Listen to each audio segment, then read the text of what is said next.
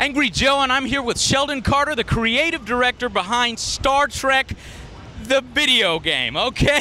Yeah. So, from what I saw, I'm blown away, man. Awesome. I really am. This game oozes whatever made the movie special. Good. It oozes atmosphere, the sound design is amazing, the graphics are beautiful, and especially the banter back and forth between Spock and Kirk. So tell us a little bit about just what type of game this is. It was a very unique cooperative type element in this game where you can play it with your friend. Yeah, I mean, what we're going for is the first time ever you get to play as Kirk and Spock in a video game, and we really love that because we really want to have that authentic Star Trek feel. And those guys are kind of yin and yang, right? They're like, everybody has that logical side and that kind of impulsive side, and to be able to kind of experience that in gameplay and have guys have their own unique, we call it asynchronous co-op because we really want you to have your own unique experience depending on which guy you're playing as, right?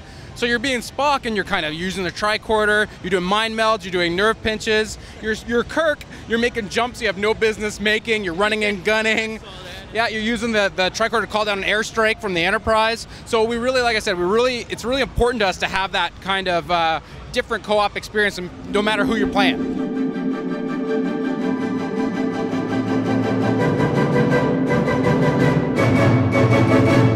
New Vulcan is dead ahead, Captain. We can begin orbiting maneuvers in 5 minutes, sir. Any response yet?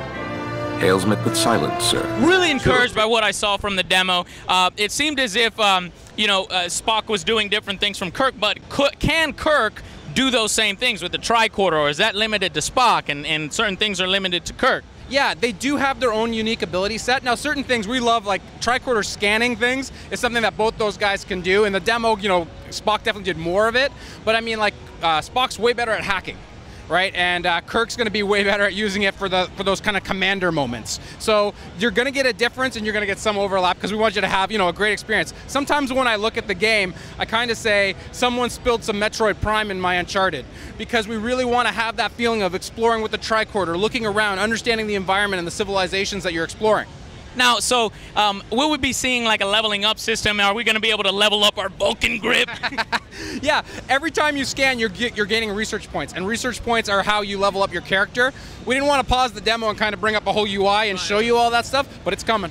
So I think what separates this so far, at least for me, is a lot of movie license games, they don't use the voice actors from the movie to reprise their roles. It seemed as if everybody, even Scotty, everybody reprises their role. So tell us a little bit about that and how important that was for you guys. Oh man, it's so important. I mean, when we got the whole cast on board, we were like, okay, you know what? This is going to feel like the authentic Star Trek experience.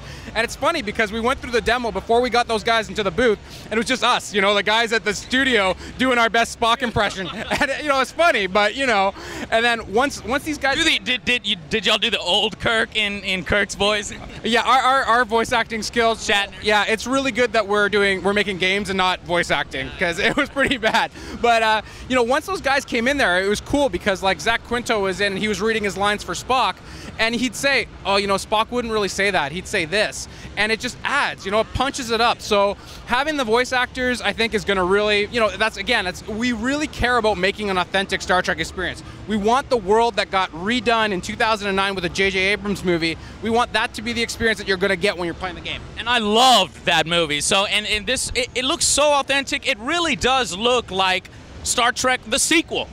So it really is as if you're playing the sequel. Could you tell us when these events take place and a little bit more about that? Yeah, I mean, what we really wanted to do with the game is not to be that kind of cliffhanger into the next movie. We want it to be our own unique story that we could build on. So we worked really closely with the guys at Bad Robot, Bob Worsey. Our writer is Marianne Krozak, who's the writer of the God of War series. So she kind of knew what the next film was. She's working with the writers and the creators at Bad Robot, and that's what we've crafted our unique story. And it's really important to us as developers. Something that's in between the first movie explains the events? Yeah, it's in between the first two, but it doesn't necessarily, you don't have to, for example, you wouldn't not understand the next movie if you didn't play the game. It's, like I said, it's this unique story that expands the universe. So one of the things that we're most excited about with that is that we got to reveal the Gorn. Yes. Yeah, so I mean, you've got this iconic enemy that came out in 1967. Yeah, with Kirk, and he was all like, ah, and bash it. Yeah.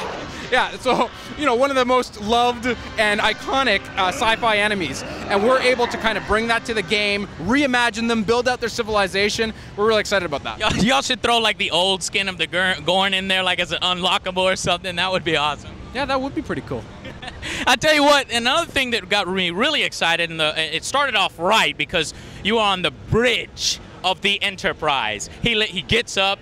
You know, he's all walking like, you know, confident. Kirk, he's the captain now, and, you know, so he's going through areas of the ship. Could you tell me, I mean, how much of the ship is actually explorable, or is that more an on-rails guided type experience? No, actually, what's great about working with the filmmakers is we got the entire blueprint for the ship. So we have the whole thing. So for us, it's just a matter of, you know, what's going to work for what the story we're telling and where we're going around in order to get that. But I mean, you're going to go down to the transport room, you're going to be in engineering, you're going to be in the officer's quarter, which you've never seen before. So you're going to get to explore all those areas of the Enterprise. That's a key part of the game. Sulu, take the bridge. Spock, you're coming with me.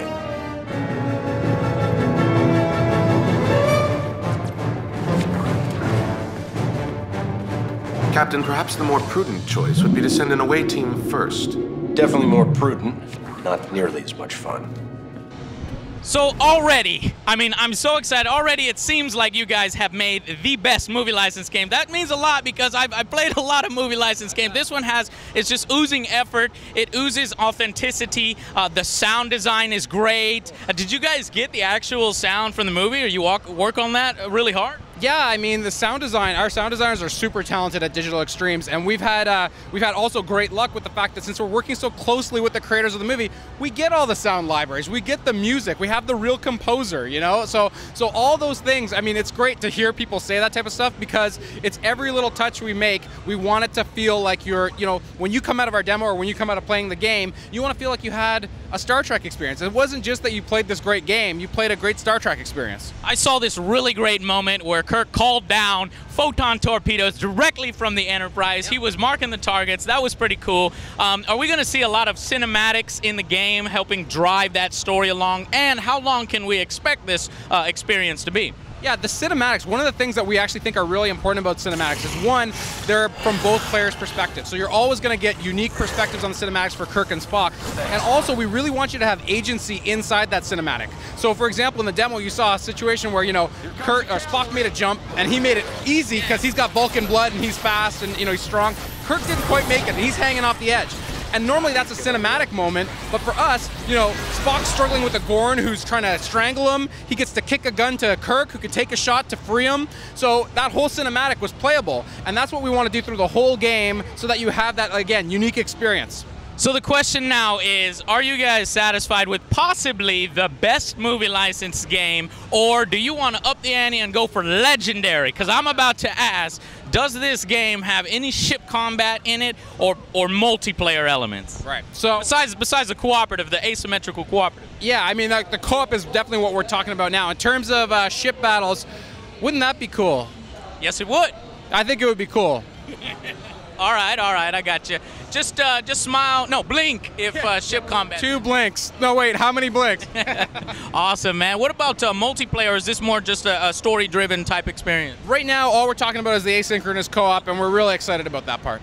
Okay, well, thank you very much for taking the time to speak with me, man. This one I'm really encouraged about. Please don't let me down. This is a great license, great movie, but I think it's looking good, especially with the actual voice actors from the movie. It helps it make it feel authentic. So we'll see you guys on the next Angry Joe Show.